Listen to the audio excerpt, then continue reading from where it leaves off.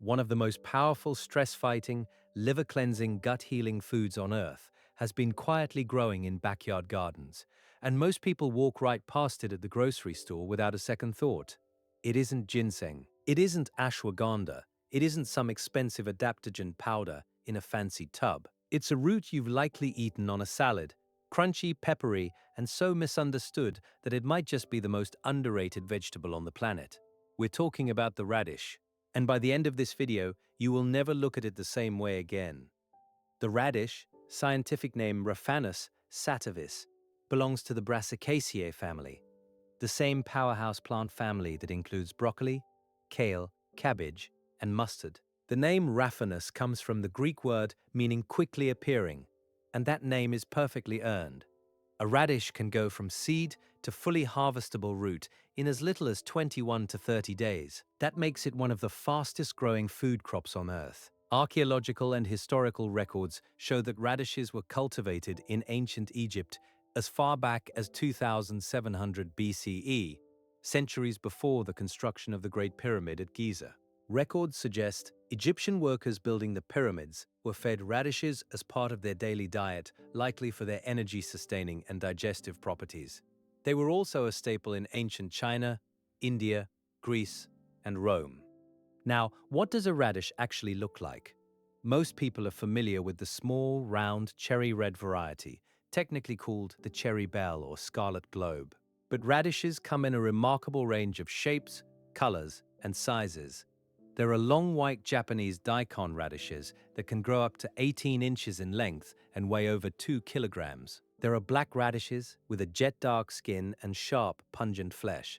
There are watermelon radishes, green on the outside, bright magenta pink on the inside, that look like living gemstones when sliced. And there are white icicle radishes, elongated and mild, popular across Southeast Asia. Structurally, what we eat as the radish is actually the hypocotyle, the swollen, thickened section of the stem, just below the soil surface that stores water and nutrients for the plant. The leaves above ground are equally edible and, gram for gram, even more nutritious than the root itself. The distinctive peppery bite of a radish comes from compounds called glucosinolates and their breakdown products, isothiocyanates, which are the same group of compounds responsible for the health protective properties of kale and broccoli. These compounds are not just flavor molecules, they are active biochemical agents. So why has this ancient, fast-growing, multicolored, biochemically active root been so ignored in modern nutrition? And more importantly, how exactly does it reduce stress, support your liver, and promote gut health in ways that science is only now beginning to fully document? One of the most remarkable things about the radish is that it refuses to be locked into one part of the world. This plant is a true global citizen, from the temperate fields of Europe to the rice paddies and terraced hills of East Asia, from the home gardens of North America to the irrigated farms of South Asia and the Middle East. The radish grows almost everywhere humans have decided to give it a patch of earth. Let's start with what the radish actually needs. It is a cool season crop, meaning it performs best when temperatures are between 10 degrees Celsius and 18 degrees Celsius, 50 degrees Fahrenheit to 65 degrees. It can tolerate light frost, which makes it an ideal crop for early spring or late autumn planting in temperate regions. Heat is actually its enemy when temperatures rise above 25 degrees Celsius consistently. Radishes tend to bolt, meaning they shift energy to flowering and seed production rather than root development, resulting in woody, pithy, and less palatable roots. Soil-wise, radishes prefer well-drained loose loamy or sandy loam soils with a pH between 6.0 and 7.0. Compacted or clay-heavy soils cause the roots to fork, crack, or develop deformed shapes. Deep tilling to a depth of at least 20 to 30 centimeters is recommended for long varieties like daikon. Good drainage is critical. Waterlogged soil causes root rot almost immediately. Now, who are the biggest producers of radishes globally? According to data from the Food and Agriculture Organization of the United Nations, FAO, China is by far the world's largest producer of radishes and turnips combined, producing over 22 million metric tons per year, accounting for roughly half of global production. Japan is the second largest producer, where the daikon radish is culturally central.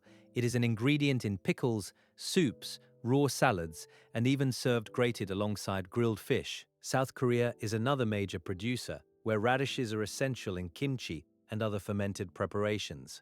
India, the United States, Egypt, and European countries like Germany and France are also significant producers.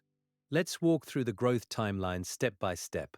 When a radish seed is planted about 1 centimeter deep in properly prepared soil, germination begins within 3 to 7 days.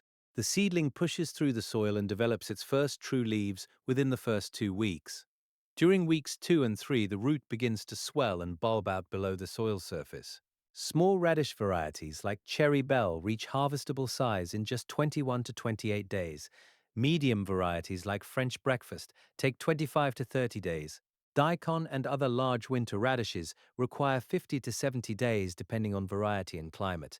In terms of water requirements, radishes need consistent, moderate moisture. The soil should remain evenly moist, not soaked, not dry.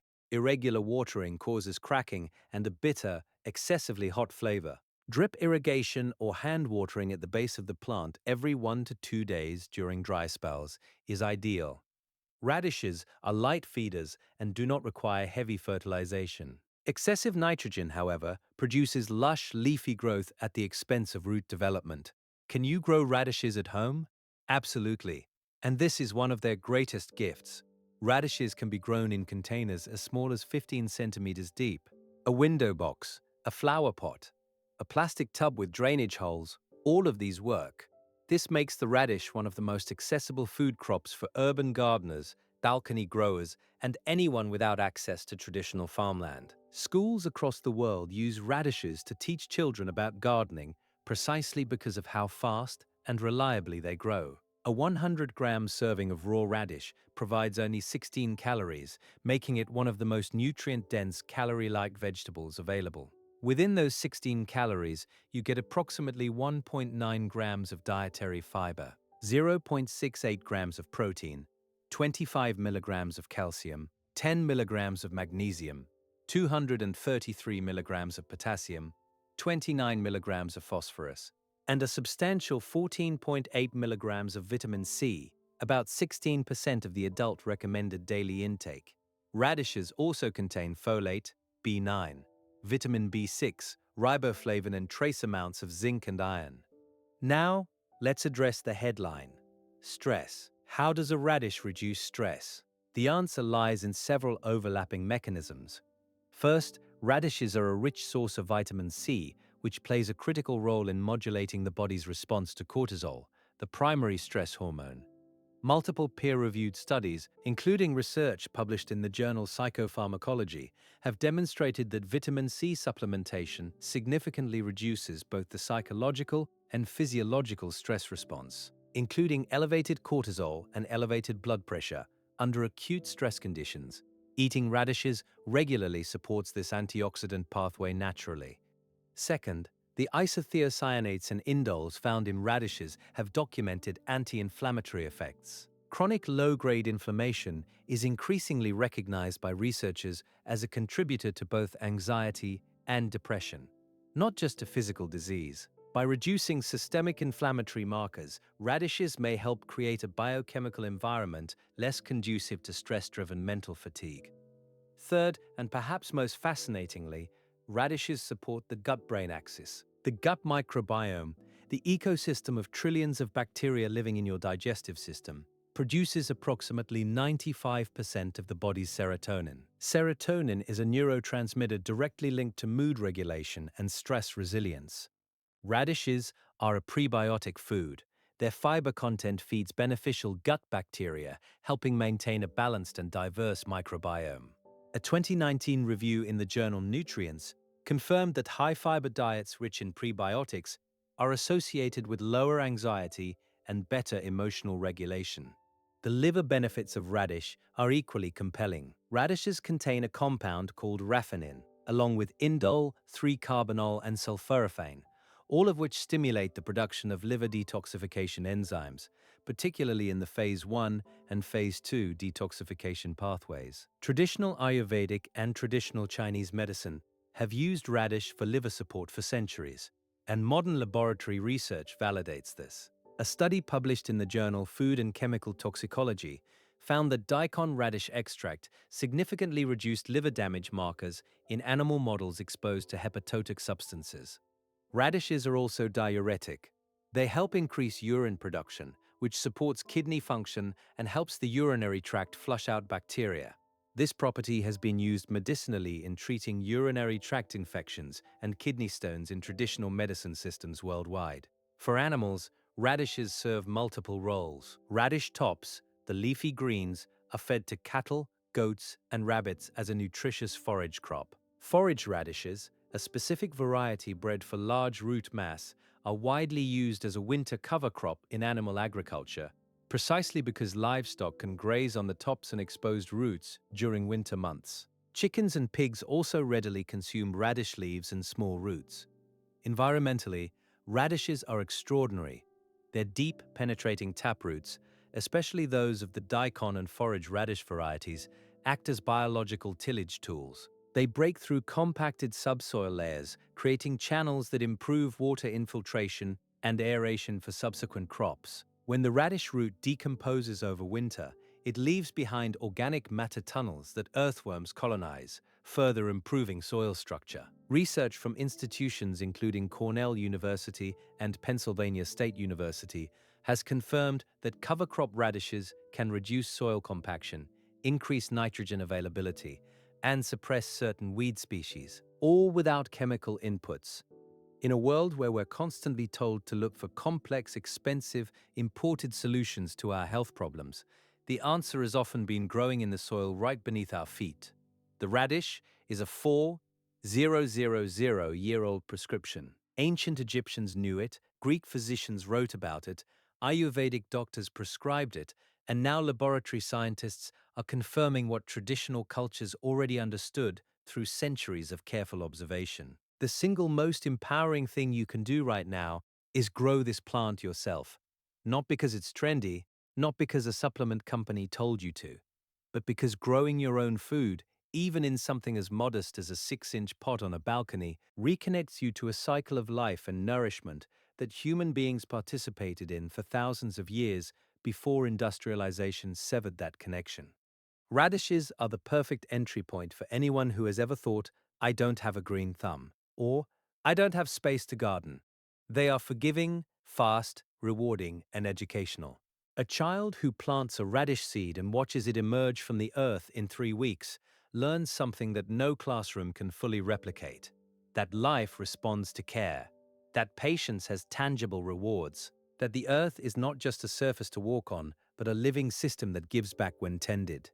Now let's talk about seed saving, because this is something every gardener and farmer should understand and practice. Radishes, like all open-pollinated vegetables, can be grown to full flowering maturity to produce seeds for future planting.